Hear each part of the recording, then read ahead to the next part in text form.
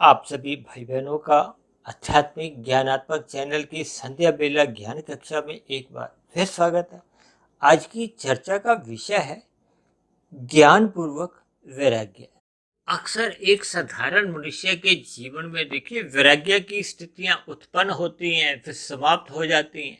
यानी कि वैराग्य भी आना जाना बना रहता है, क्योंकि जब वैराग्य लोभ पूर्वक होता है, जब भय पूर्वक होता है, तो वो अस्थायी वैराग्य गिना जाता है। उसका कोई आपके हमारे कारण शरीर में कोई स्वभाव नहीं बनता, संस्कार नहीं जगता। और जब तक आपके कारण शरीर में किसी भी प्रकार का कोई संस्कार नहीं बनता, तब ऐसी स्थिति में फिर मन और बुद्धि में भी देखिए उसके कोई एक शुभ संकेत नहीं आते। तो आपकी जो हमारे स्थूल शरीर के स्तर पर जो क्रियाएं होती हैं, उनमें एक स्थिरता नहीं आ पाती। यानी कि ज्ञान पूर्वक वैराग्य लेने पे ही फिर उस पर एक अभ्यास करना होता है। भगवान श्री कृष्ण ने तो गीता में वैराग्य के साथ साथ एक अभ्यास शब्द जोड़ा है, क्योंकि वैराग्य के साथ साथ जब तक अभ्यास शब्द नहीं जुड़ता, यानी कि उस पर हम एक नित्य एक अभ्यास नहीं करते, तब तक फिर वो स्थायी दिशा में वो वैराग्य है। स्थायी दिशा का वैराग्य ही एक ज्ञान पूर्वक वैराग्य है। जब हम शास्त्रों का अध्ययन कर लेते हैं, प्रकृति के 3 गुणों को हम सही सही यथार्थ रूप से समझ लेते हैं कि ये जो तमोगुण और रजोगुण की क्या क्या स्थिति है, सतोगुण एक मुक्तिदायक गुण है। ये जो रजोगुण और तमोगुण, ये दोनों गुण मनुष्य को बांधते हैं। रजोगुण में भले ही मनुष्य का कोई प्रत्यक्ष रूप से पतन नहीं होता, लेकिन तमोगुण में गिरने का मूल कारण भी तो रजोगुण ही होता है। इस पर जब मनुष्य ज्ञान पूर्वक विचार करता है, अक्सर आपने समाज में देखा होगा कि मैं 6 दिन तो ये मांसाहार भोजन का सेवन कर लेता हूँ, अंडा खा लेता हूँ, लेकिन मैं मंगलवार को नहीं खाता। अक्सर ऐसे शब्द देखिए समाज में, संसार में सुनने को मिलते हैं। तब वो ऐसी स्थिति में 1 दिन का परहेज करता है। इसी को तो अस्थायी वैराग्य कहते हैं। यानी कि 1 दिन के लिए वो अपने स्थूल शरीर के स्तर पर अपने आप को, एक इंद्रिय को रोक देता है, लेकिन शेष 6 दिनों में वो अपने आप को रोकता नहीं है। यानी कि मन के स्तर पर या कारण शरीर के स्तर पर उसका कोई विशेष संस्कार नहीं है।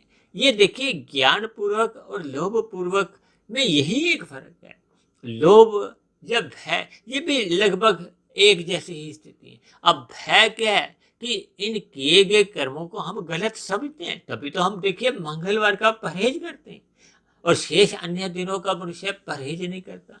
अब देखिए अभी नवरात्रों के दिन आएंगे, तकरीबन 8 9 10 दिन की जो स्थितियां होती हैं, मनुष्य तामसिक प्रवृत्तियों से बचता है। अच्छी बात है।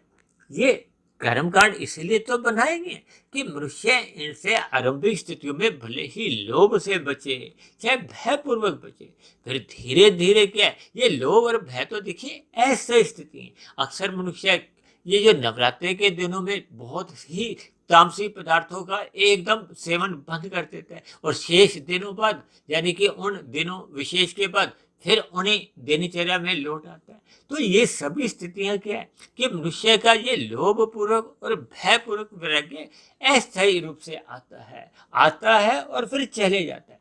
हालांकि शास्त्रों में तो इसकी भी देखिए एक प्रशंसा की गई है।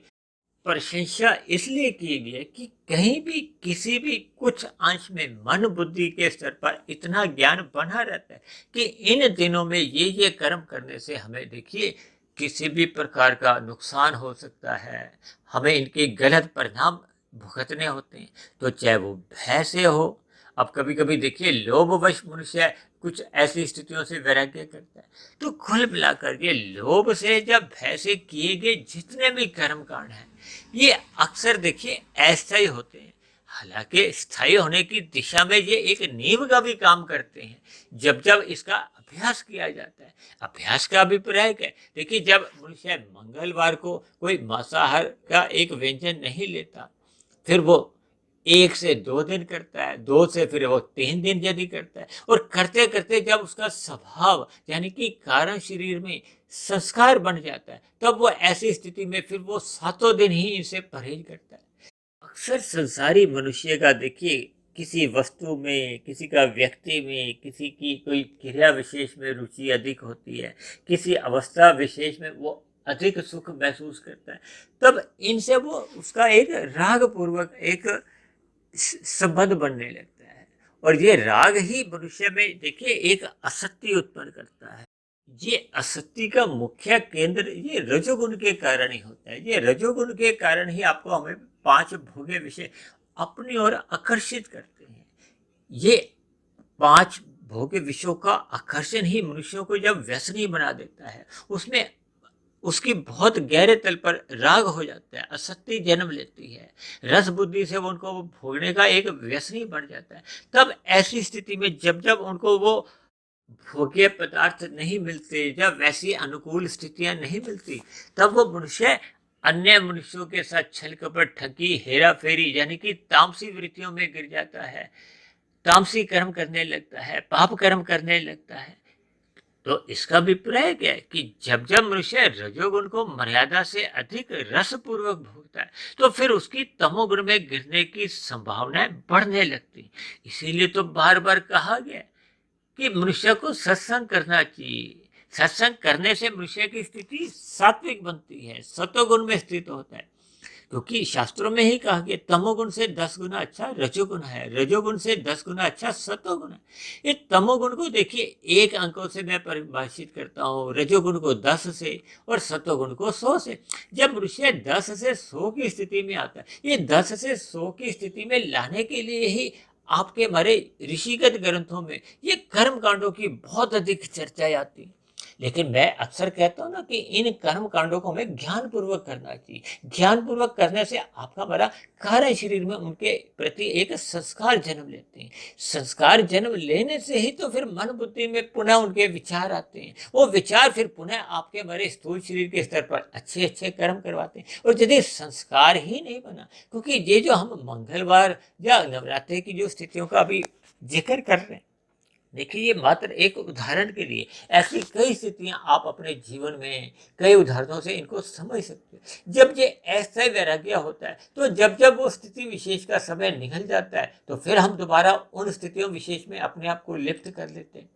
तब ऐसी स्थिति में वो जो कारण शरीर में संस्कार बनते नहीं, क्योंकि ये स्थूल शरीर के स्तर पर ही होते हैं। जब स्थूल शरीर के स्तर पर ज्ञान और वैराग्य यानी कि लोभ से या भय से होता है, तो ये स्थूल शरीर तक ही सीमित रहता है। और अंदर जो आपके हमारे मन बुद्धि में किसी भी प्रकार का कोई संस्कार नहीं बनता। जब मन बुद्धि यानी कि स्थूल शरीर से अगला पड़ाव क्या है, मन बुद्धि तो देखिए सूक्ष्म शरीर का हिस्सा है, जबकि कारण शरीर में संस्कार बनना आवश्यक होता है। वही तो एक पूर्ण स्थिति है। शास्त्रों में कहा गया ना कि जब तक आपके हमारे कारण शरीर में विषय भोगों के या काम वासनाओं के यानी कि अज्ञानता के जो संस्कार बने हुए हैं पिछले कई जन्मों से, जब वर्तमान जीवन से, वो जब तक समाप्त नहीं होते, समाप्त को भी कहा गया है जब तक वो बीज संस्कार दग्ध बीज नहीं होते, क्योंकि दग्ध बीज होने पे ही उन पे फिर अंकुरण नहीं होता। अंकुरण का अभिप्राय मन बुद्धि में फुर्नों से लिया जाता है। अंकुरण होगा तो फिर स्थूल शरीर के स्तर पर वो हम फिर पौधे लगा देते हैं, कर्म कर देते हैं। वो लगाए हुए पौधे ही फिर वो वृक्ष बनते हैं, यानी कि जैसे ये किए गए कर्म वो फलित होते हैं। वृक्षों पे वो 2 ही फल लगते हैं, अनुकूल और प्रतिकूल। अनुकूल परिस्थितियों को ही सुख रूपी फल माना जाता है, प्रतिकूल परिस्थितियों को एक दुख रूपी फल माना जाता है। फल तो नहीं कहूँगा मैं, तो उसको देखिए कांटा कहूँगा। यानी कि ये सभी स्थितियों को जब हम ज्ञान पूर्वक समझ लेते हैं, प्रकृति के इन 3 गुणों का ज्ञान विज्ञान समझ लेते हैं, ये समझने पे ही फिर आपका हमारा ये जो वैराग्य है ये ज्ञान पूर्वक होता है, यानी कि लोभ से भी समाप्त हो जाता है और भय से भी समाप्त हो जाता है। जब हम इन कर्म कांडों को एक ज्ञान पूर्वक करते हैं, एक ज्ञान पूर्वक किया गया वैराग्य ही आपके हमारे जीवन में आध्यात्मिक उन्नति लाता है। आध्यात्मिक उन्नति का अभिप्राय जैसे गीता में कहा है ना, इस वैराग्य को हमने देखिए स्थायी करना है। ये ऐसे वैराग्य है कि कुछ दिन हम अपने आप को इन पाप कर्मों से बचाते हैं, जब तक स्वभाव नहीं बनता। क्योंकि आपके हमारे जीवन में देखिए संस्कार को हो, स्वभाव को, लगभग आपके हमारे जीवन में 90% कर्म, मेरा ऐसा मानना है कि लगभग 90% कर्म आपके हमारे बने हुए स्वभाववश ही होते हैं। जैसे आप देखोगे ना आपने अपने जीवन में स्प्रिंग देखा होगा। अब स्प्रिंग को देखिए, दबाते हो तो वो छोटे स्थान पे आ जाता है। अब जैसे ही आप वो अपने उँगली से उसको हटा देते हो, उस पर दबाव का नियंत्रण समाप्त हो जाता है, तो फिर वो पुनः अपनी मूल स्थिति में आता है। इसका अभिप्राय क्या है कि जैसे ही आपके भरी वो स्थितियां विशेष खत्म होती है, अब मंगलवार का दिन खत्म हुआ तो बुधवार आ जाता है। ऐसे ही नवरात्रों की स्थितियां समाप्त होती हैं तो फिर एक सामान्य स्थितियां आती हैं, जिसके फलस्वरूप मनुष्य फिर अपनी एक सामान्य तामसिक वृत्तियों में यदि लौट आता है तो फिर उसके जीवन में कोई विशेष आध्यात्मिक उन्नति हो नहीं पाती। देखिए, इन सभी स्थितियों को हमें ज्ञानपूर्वक अध्ययन करना चाहिए, समझना चाहिए। तभी तो कहा जाता है कि ब्रह्म मुहूर्त में उठो। ब्रह्म मुहूर्त में शास्त्रों की, कर्मफल सिद्धांतों की जब हम गूढ़ अध्ययन करते हैं, सूक्ष्म विषयों पर चिंतन करते हैं, चिंतन करते करते ही फिर आपके हमारे स्वभाव में कुछ सकारात्मक परिवर्तन आता है। क्योंकि कहा जाता है कि जब तक ज्ञान कारण शरीर में टिकता नहीं है, टिकने से ही वो अज्ञानता के जो पुराने दूषित संस्कार हैं, बुरे संस्कार हैं, उनको समाप्त नहीं करता। क्योंकि मेरा तो ऐसा मानना है, जब हम स्थूल शरीर के स्तर पर अपने इंद्रियों को पाप कर्मों से बचाते हैं तो आपके हमारी केवल 1% की सफलता है। जब आपके हमारे मन के स्तर पर ऐसी भावनाएं बन जाती हैं कि भाई ये पाप कर्म नहीं करता, पाप कर्म नहीं करना, मन के स्तर पर जब ऐसी भावनाएं बनती हैं, विचार आते रहते हैं, तो फिर ये स्थितियां देखिए सूक्ष्म शरीर के स्तर पर होती हैं। सूक्ष्म शरीर पे भी ये निरंतर भाव बने रहने से फिर आपके हमारी ये सफलता जो स्थूल शरीर की इंद्रियों के स्तर पर 1% थी, वो अब 10% बन जाती है। अब सूक्ष्म शरीर यानी कि मन बुद्धि से जब हम कारण शरीर की ओर, अपने संस्कार बनाने की ओर एक अभ्यास करते हैं, जिसका भगवान श्री कृष्ण ने गीता में एक विशेष उल्लेख किया है, तो वो जो सूक्ष्म शरीर से कारण शरीर में जो एक यात्रा है, 10 से 100 की यात्रा है, वो जब हम पूर्ण रूप से कर लेते हैं, सफलतापूर्वक कर लेते हैं, यानी कि फिर हमारा कारण शरीर में जब वो ज्ञान पूर्वक वैराग्य हो जाता है, मनुष्य फिर पाप कर्मों से पूर्ण रूप से बचता है। देखिए, ये जो हम राग पूर्वक जितनी भी स्थितियां या मांसाहार भोजन का सेवन करते हैं, शराब, तामसी पदार्थों का गुटखा खाते हैं, या विभिन्न प्रकार की देखिए अनीतिगत कार्य करते हैं, जिनका शास्त्रों में देखिए निषेध कहा गया है, मना किया गया है। ये जो कर्म कांड जितने भी देखिए, भारत में तो कुछ कुछ दिन बाद वैसे ही पर्व आते रहते हैं, तो ये पर्व आपको हमें सही दिशा की ओर यानी कि सत्वगुण की ओर, परमात्मा की ओर ले जाने में सहायक होते हैं। मनुष्य को इन सभी पर्वों को ज्ञान पूर्वक इनमें शामिल होना चाहिए, अपने स्वभाव को सकारात्मक दिशा देनी चाहिए, ताकि आपके हमारे मन बुद्धि के स्तर पर, कारण शरीर के स्तर पर इन तामसी वृत्तियों से या पाप कर्मों से कहो, इन बुराइयों से हमें देखिए ज्ञान पूर्वक वैराग्य लेना होगा। अब देखिए, मधुमेह का रोगी है, वो अक्सर क्या है कि वो भय से मिठाई का सेवन नहीं करता, लेकिन फिर भी इधर उधर अपने इलाज करता रहता है कि किसी तरह मेरा ये रोग ठीक हो जाए, यानी कि मन के स्तर पर उसकी मिठाई खाने की इच्छा बनी रहती है। अब ये जो स्थूल शरीर के स्तर पर उसका मिठाई से जो एक वैराग्य है, ये एक भयपूर्वक वैराग्य है, लेकिन मन में तो उसका मिठाई के प्रति चिंतन बना रहता है। अब जब मन में चिंतन बना रहता है तो ये उसको आप उस स्थिति विशेष से जोड़ सकते हो, जो मैं सत्संग की बातें या सात्विक स्थितियों की बातें आपको समझा रहा हूँ।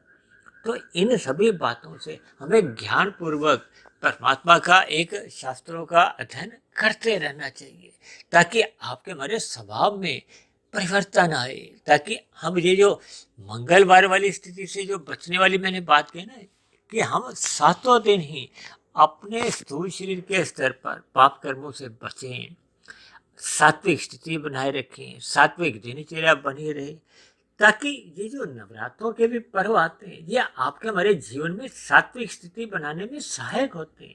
इनको हमें श्रद्धा पूर्वक करना चाहिए।